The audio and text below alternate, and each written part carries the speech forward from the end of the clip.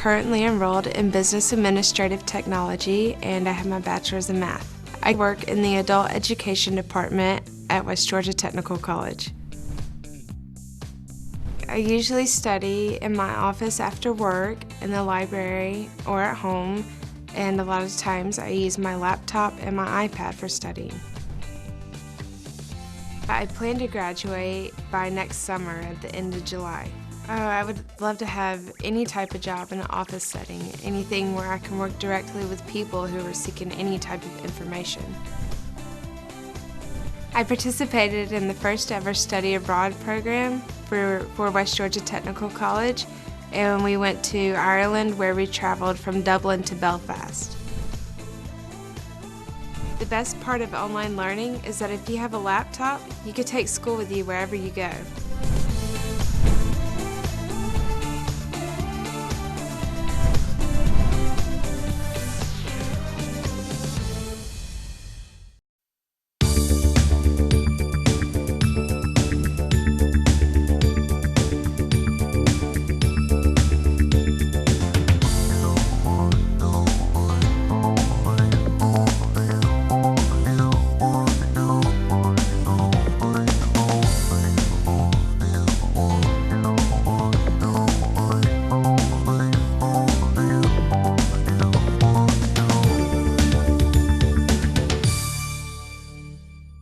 Welcome to Tech Savvy. My name is Leigh Newman, and I'm the Executive Director of Campus Operations on the LaGrange campus at West Georgia Technical College. And we have a very exciting show today. This morning, the Chamber had an early bird breakfast, and they honored all our public servants and all the things that they do. And I heard some remarkable statistics on what they've accomplished and what they're focused on. And with today's issues and problems that are out there, I want to make sure we spend a special time finding out what all is involved to become a public safety official. And so that's the reason why we have this great special guest star. Her name is Cheryl Spencer, and she's a sergeant in the Troup County Sheriff's Department.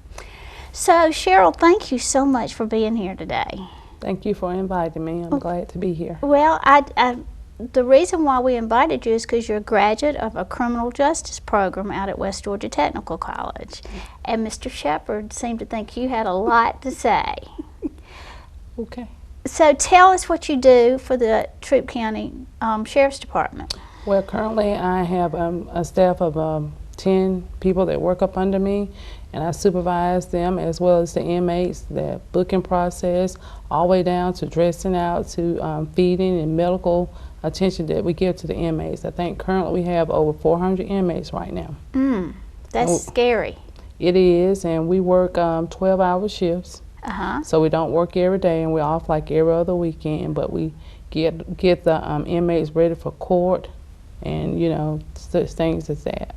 So what you're saying is you are, like when they come in, you go through the entrance process, you make sure that you get all their paperwork. We process them in the booking department, and if their charges require them to be fingerprinted, we fingerprint them. We process that to the state, and then if the inmate does not have bond or unable to make bond, they'll be dressed out and sent to populations. And population is the jail. And so you said you have 400-something people out there? Today we do. Today. Is it up? The population is up. Is up, all right. Is it because it was a hot summer? Well, some of it is due to probation violation and catching new charges and such things that we have some waiting for trial. Well, you graduated in 2007? Okay, so it's been a while since you've been out there, so you haven't seen the latest and the greatest equipment and facilities, so you promised me you're going to come out there and see it. I'm coming to see the new site, because when I graduated in 2007, we were in the old building. Well, I like it because you have been out for as long as you have, and I'd like to know how do you use your training that you got at West Georgia Tech? Well, I had a good teacher. It was Mr. Shepherd, and he taught us about the fundamentals of getting into criminal justice, learning about constitutional laws, things that you can and cannot do, and all the environment like you would expect to be while working in a jail or a prison.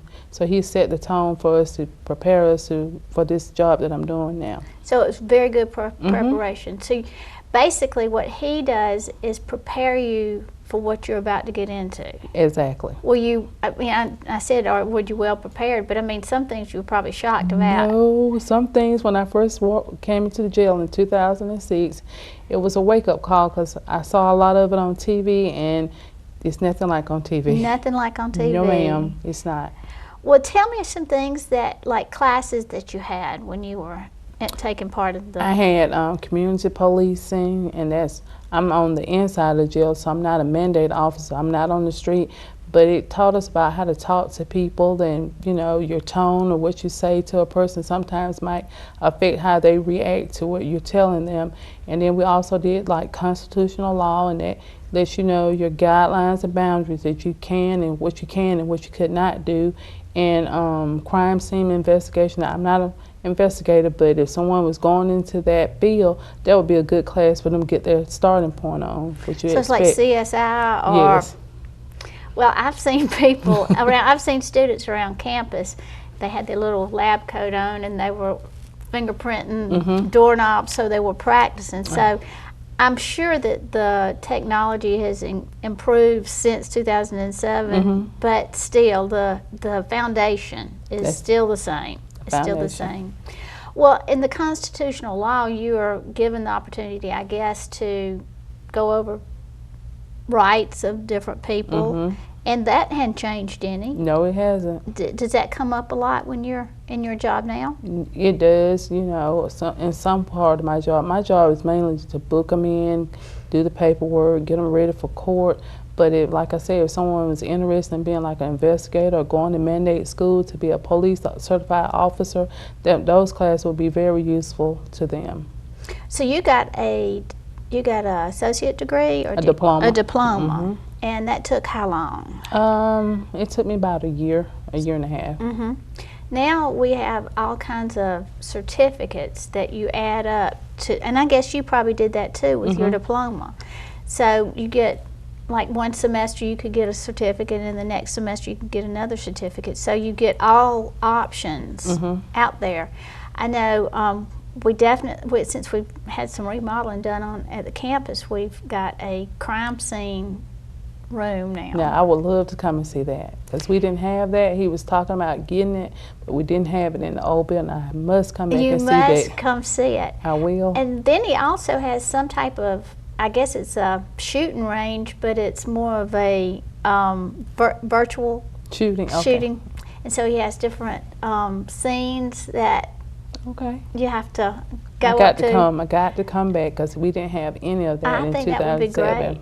I will come back. We also have a class, Move On When Ready class, which is a high school students that are taking this. They'll get several certificates out of it, and because we were briefly talking about Move On When Ready before we were taping, it's the high school class student. The students can take the certificates and all the programs at West Georgia Tech and still get high school credit. Okay, that's nice. That's neat. And then the funding comes from the state. It doesn't affect the HOPE funds. It doesn't do anything like that. It just strictly goes to their Move On When Ready classes and students.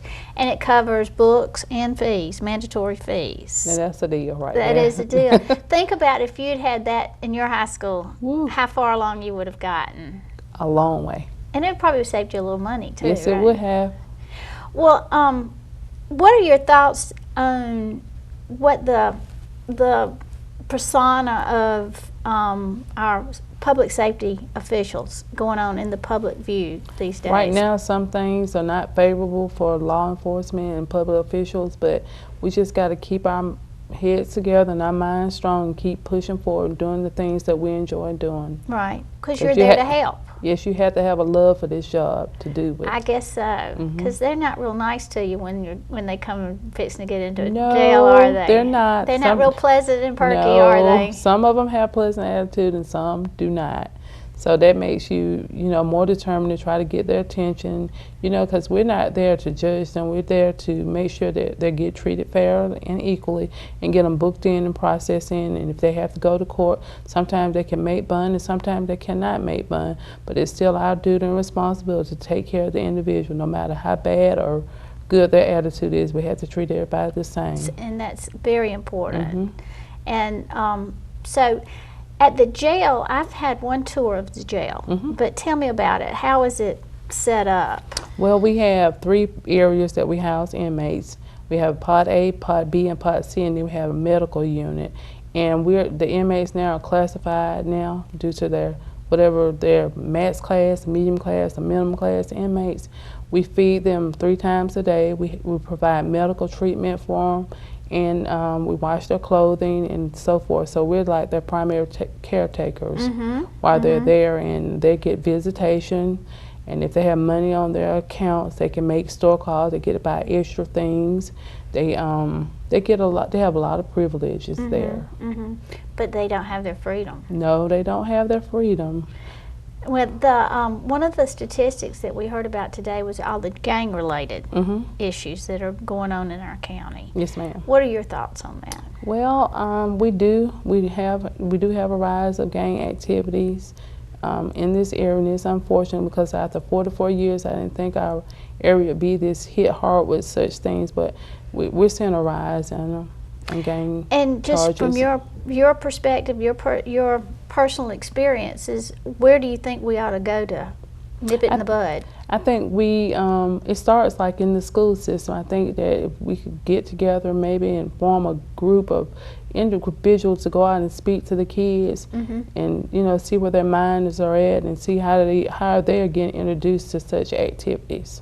That's a good approach. Of course, to me it's like several different. If we could make sure that they stay in school, education to me is a vital part of Must it. have. And I'm encouraged sometimes, like in the adult education program that we have out at West Georgia Tech, we have people that are on probation, but they're there. That's part of their probation is to get their GED. I think that is a critical move for them to be able to do it. And the thing about it is they have to follow the rules out at West Georgia Tech. They're the same rules as all students. There's a code of conduct to pass, and they don't get any special treatment. They have to follow those rules. Yes, I've seen where the judge have sentenced them and made it mandatory for them to get a GED. You got to have some education. Education is going to be your key to success. Without an education, it's going to be hard to get a job. And there are jobs out there. Yeah, There's lots of good jobs out there. We have employers saying we need somebody from from your classes, or we need somebody with that skill. All right, well, we're going to take a break now, and we'll take a deep breath, and then we'll come back and we'll cover some more important information. Okay. All right, well, we'll see you back in just a minute. Okay.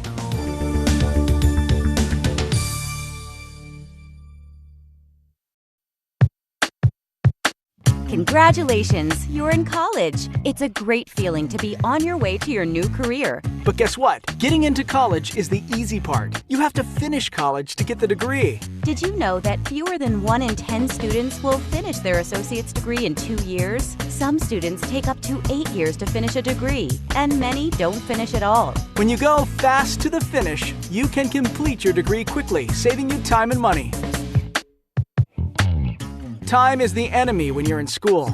The longer you stay in school, the more likely that life will get in the way. And that could cause you to slow down or leave school early. Getting your college degree is the goal. The faster you complete your courses, the faster you can get that degree and move on to your career. Go fast to the finish and complete your degree on time. Meet with your advisor to map out your plan to finish on time. Know which classes to take. Take a full course load if possible. And if you knock out your core classes early, your odds of graduating will go up big time. Your college has many options to help you get there faster. Don't get left behind. Meet with your advisor. Learn your graduation requirements. Schedule your core classes first. Take a full course load and take advantage of all the course options. By 2020, 66% of U.S. jobs will require a career certificate or college degree. Go fast to the finish and complete your degree on time. This message is brought to you by the Technical College System of Georgia.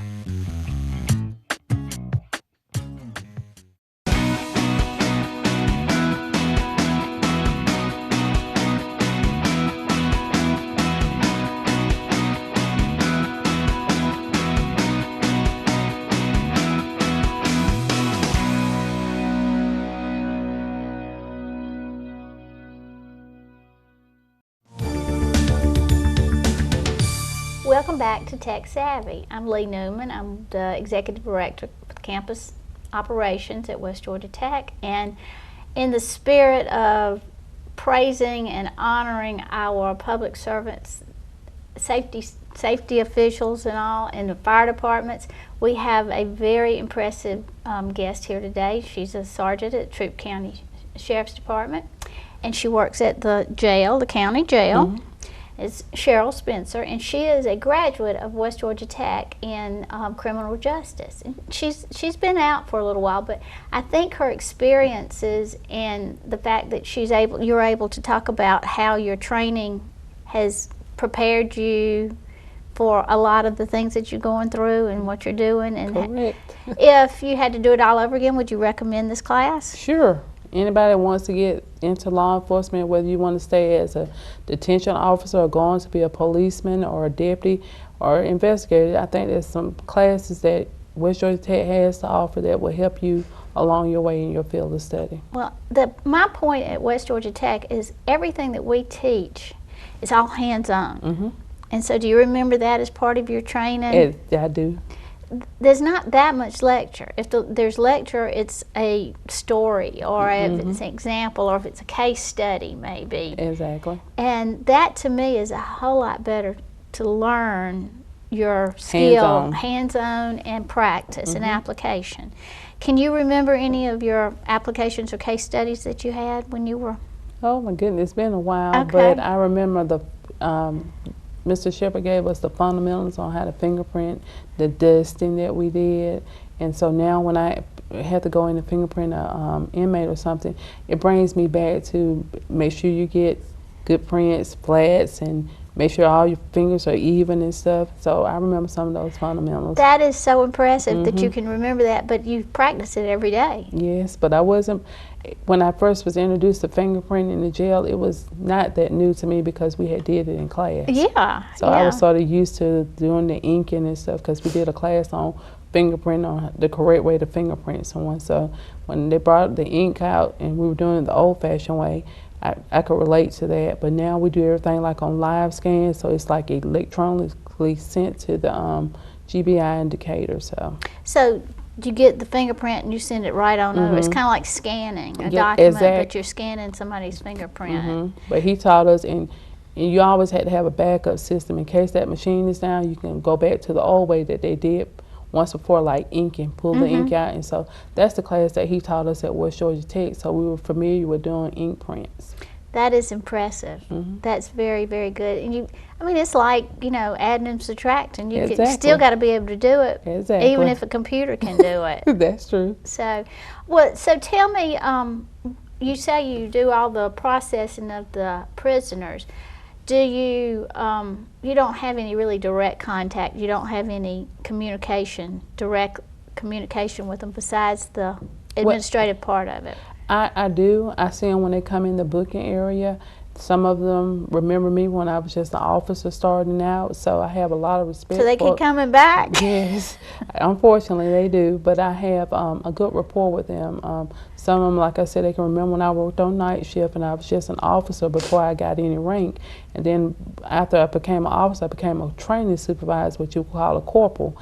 And so a lot of the girls, the young ladies and men, they remember me from when I first started out. So now when I'm sitting mainly in the booking area, I can talk to them. Sometimes they might be a little agitated. And if they had a past with you, and remember how well you treated them, and when you was just an officer, now that you have rank on you, they'll respect you a whole lot more. Well, because they know you're Gonna be serious fair. and you're going to be fair and you're not going to judge. I think that's a key comment that That's you what you made got- earlier. Can't judge them. You gotta Because you treat don't 'em know all. if you got to treat them all innocent until they're proven guilty, right? Exactly.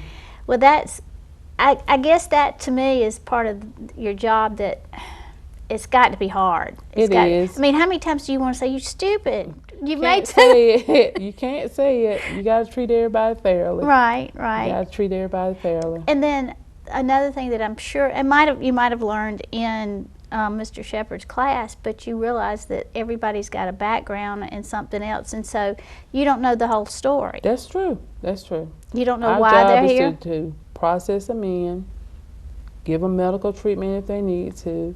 We have to provide meals. We have to wash their clothing and so forth. You got to treat them like they're humans, no matter what they might be accused or even what they might end up getting convicted at. At the end of the day, they're still somebody's child, someone's loved one. You got to treat them like you would want to be treated. Right, right. So. I think that's big news in today's issues with the police department. I mean, y'all are not there to hurt anybody. No, ma'am. And it's not your fault that they're there in the first place, but you still have to treat them, fairly, and that's what they'll get there, and that's important to know. We were talking earlier about some of the things that we could probably do to, I don't know, focus on education, focus on family, focus on, the school system. I think that the way I look at it is a lot of people don't understand what's outside of LaGrange or what's beyond. I mean, but what they see on TV, obviously. So I think that's where education would come in, saying, this is what happens outside of LaGrange. These are opportunities for you. And that might change some ideas. Another good thing about this Move On and Ready program is a student can be junior, senior, and taking criminal justice or CNA or welding, and by the end of the semester or the year, they might realize that's not what I want to do. Yeah, I was about to ask you what would happen if they started out doing something. Could they switch over? Yeah. Okay. We want them to complete the certificate, obviously, so that they'll have that as a completion, and it'll go toward their on their transcript. Okay. But obviously, if CNA, they didn't like the blood part of it, or they didn't like, I know it, me either, or the movement, the nasty stuff with nursing, which is really not nasty, but they might change their mind and they might want to go into criminal justice, and so they'll have certificates in that area too. So they would get one and they would finish out that they and end up did not like, and they could pick up criminal justice and go forward with that. And the good news is they will have certificate at the end of their high school classes, so they'll be immediately employable. Right, exactly. They sure would. Because, I mean, wouldn't you hire somebody out of high school that has that information? I would. In a heartbeat, right? Just think how the time it would save you to not have to train them in those particular areas. Yeah, exactly. That to me is very valuable to future employers, and that's why I think it's important that they need to know about the program just as much. The other part of the Move On When Ready, and of course it's just kind of a sidetrack from our conversation, but we do have like English and math and history and anything like that are core classes that can be transferred to West Georgia, University of West Georgia, or Georgia Southern, University of Georgia. Do y'all teach foreign language? I think we have a Spanish class, yeah. But those are the things that we're trying to get out so parents will understand that their students are not necessarily just taking technical classes out there. They're taking core classes that will transfer to LaGrange College, to the University of Georgia, to Georgia Tech, and it doesn't cost the parents anything. That's a good deal. It's tax money, so I guess in the long run it's not free, but it makes it a lot easier on a student and a parent to get. So that individual, once they start taking those classes, it'll help them. They take their core classes at West Georgia, and once they get into college, then they'll just keep going on. They could start as a junior. Junior, that's awesome. That is awesome. I'm glad I got to tell you about this so you can spread the word for us. I will. It's important to know, and it's slowly coming out. It's the legislature just came out with the rules and the laws in the summertime, so Okay. it is new. It's new. Okay. But we're excited. We have like 90 students participating at West Georgia Tech. From all 3 high schools, or just? Yeah, from all. that's In good. fact, LaGrange Academy's got people there too. Okay. So it's real exciting. I want it bigger though. That's what our plans are. And I want this criminal justice class to grow too. And that's another reason why I have you on here today, Okay. so you can talk about how beneficial it has been to you. It has. And so you started off at what? Just how do you go through the ranks at the sheriff's department? Well, I came in 2006 in November. I went through the FTO program. I passed all that. FTO? That's field training. Okay. That's how you learn everything that's required as a detention officer inside that agency. So I went through that program. I think it was about 8 weeks. I passed. You had to do a test and all that. I passed that, and then maybe a year and a half later, I was promoted into what they call the training officer, the corporal. And my responsibility was to train new people that came in. So they went through the same program I went through, and after that, maybe a year or two, I got a little burnout, so I went back to being an officer. And then we got a new sheriff in, and I was, recommended, he was like, I need you to come forward, I need you to step up. And I said, I don't really want to be a supervisor again. And I thought about it. I said, I'm going to help out because I like helping people out. And so in March of 2014, I was promoted to the rank I have now as a sergeant. And my responsibility, I have a corporal that works up under me. She's good, great person to work with. Good. And we're responsible for not only the males and females that work for us, we're responsible for keeping the jail running in a safe environment. So like I stated earlier, we have over 400 inmates. And so she and I work together as a great team. You got to have, if someone's working, y'all got to have a good team. You definitely have to work together. So she and I, we process paperwork that comes in, and we keep the shift running and keep the inmates nice and happy sometimes. Sometimes not. I mean, I don't know about how happy you would be, but sometimes it might be a better place to live. We have not, like a lot of homeless people sometimes they come in, and we know a lot of them. And you have to give them a little TLC sometimes, but at the end of the day, you got to have a love for the job because everybody's not geared to do this job, and I love my job. Good, good. Well, we're so proud of you. Thank You're you. going to be our poster child for criminal justice graduation. Okay. But thank you so much for joining me today. I hope Thank you. you plan on coming back. I will. I will. We want to update our viewers on what you're doing and how Okay. everything's going. Okay. But you have been a great guest today, and thank you so much for your time. Thank you for having me. You're welcome. All right. And that'll be it for today. We'll see you on the next episode of Tech Savvy.